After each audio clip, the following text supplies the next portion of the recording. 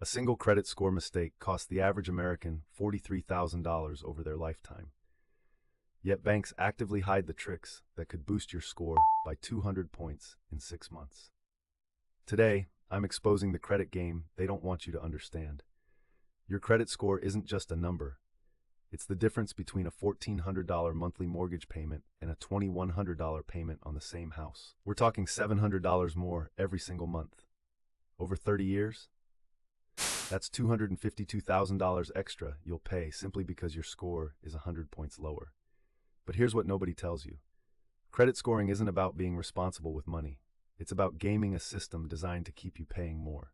And the people who understand this system? They're the ones getting $750,000 mortgages at 6.2%, while you're stuck paying 8.9%. I spent 3 years reverse engineering how credit scoring actually works. What I found will shock you. The techniques I'm about to share helped my friend Sarah boost her score from 580 to 780 in 8 months. Her mortgage payment dropped by $430 per month. That's $5,160 back in her pocket every single year. Let me start with the biggest lie they tell you. Pay your credit cards in full every month for a perfect score, right? Wrong. This advice keeps millions of Americans trapped with mediocre credit.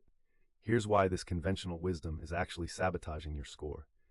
Credit utilization makes up 30% of your FICO score. But it's not about paying in full.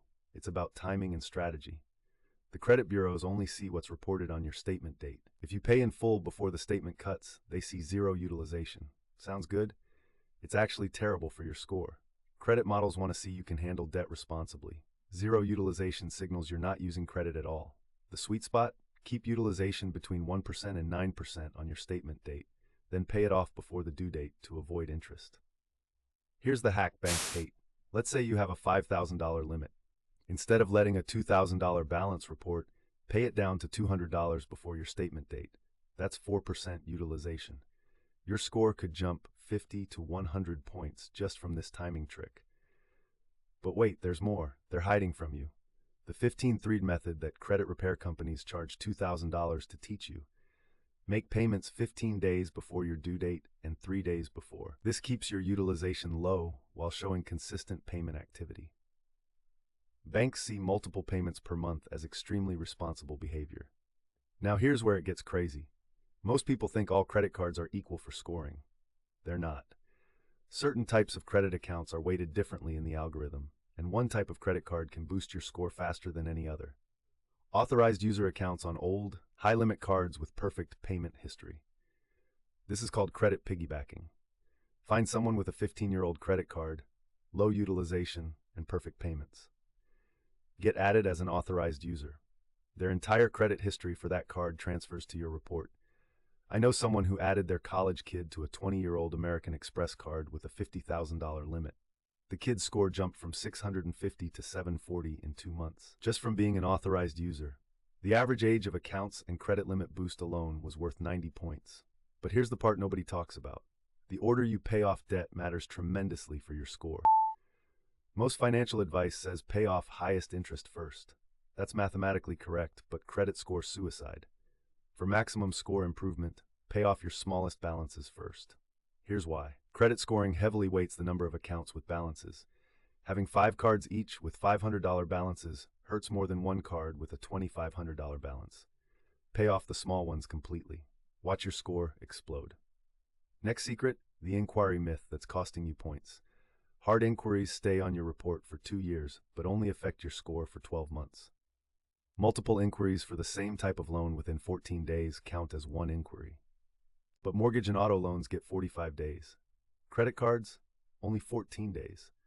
So if you're shopping for credit cards, apply for all of them within 2 weeks. Don't spread it over months. That's the difference between one 5-point drop and 5 separate 5-point drops. And speaking of credit cards, here's a $20,000 mistake I see constantly. People close old cards thinking it helps their score. Wrong. Credit age makes up 15% of your score. Close an old card and you're shortening your average account age. Keep those old cards open. Put a small recurring charge on them to keep them active. But the most powerful credit hack? Dispute everything questionable on your report. Not just errors. Anything that might be wrong. Credit bureaus have 30 days to verify information with creditors. If they can't verify it in time, they legally must remove it. even if it's accurate. Dispute online through all three bureaus simultaneously.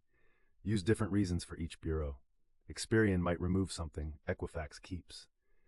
Target old accounts first. Companies lose paperwork. Debt collectors are especially bad at record keeping. Here's a specific strategy that removed $12,000 in collections from my client's report. We disputed each collection with different reasons across all three bureaus. We claimed the balance was wrong, the dates were wrong, and that it wasn't theirs. Two bureaus couldn't verify and deleted everything. One kept it, but lowered the balance. Now let me blow your mind with the biggest credit secret of all. Credit mix accounts for 10% of your score. Having different types of credit boosts your score significantly. Most people only have credit cards. Add a personal loan, auto loan, or secured loan. The algorithm loves diversity. Get a credit builder loan from your bank or credit union.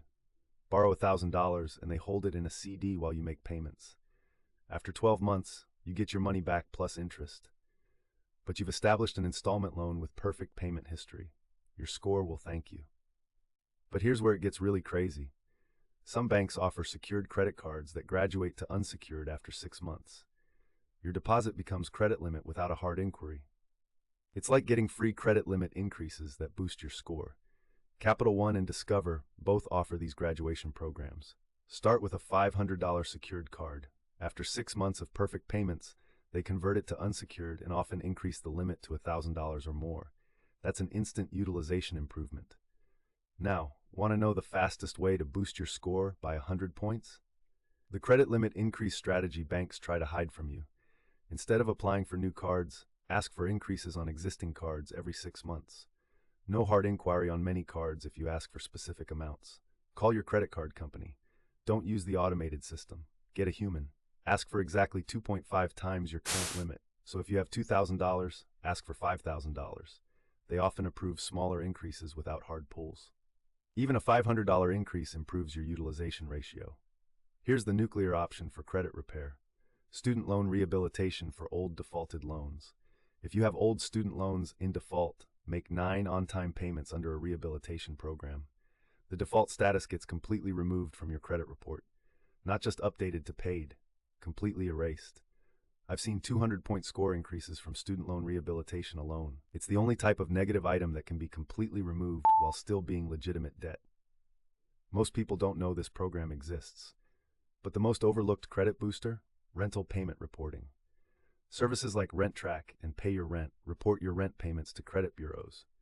If you're paying $1,500 rent every month on time, why not get credit for it? These services typically charge $5 to $25 per month, but can add 20 to 60 points to your score. That's potentially worth thousands in lower interest rates. The best part? They can report up to 24 months of past rental history if you have proof of payments. Here's my final secret weapon. Business credit cards don't always report to personal credit bureaus. Get approved for business cards using your social security number as your EIN. Make large purchases and pay them off. Build spending history without affecting your personal utilization. Chase Inc. business cards are perfect for this. They don't report to personal bureaus unless you default, so you can max out business cards, pay them off, and your personal credit stays clean. But you're building relationships with major banks. So there you have it. The credit score secrets that banks spend millions trying to keep hidden. Your credit score isn't about financial responsibility. It's about understanding a game rigged against consumers. If this helped you understand the real rules of credit scoring, smash that like button and subscribe for more financial secrets they don't want you to know.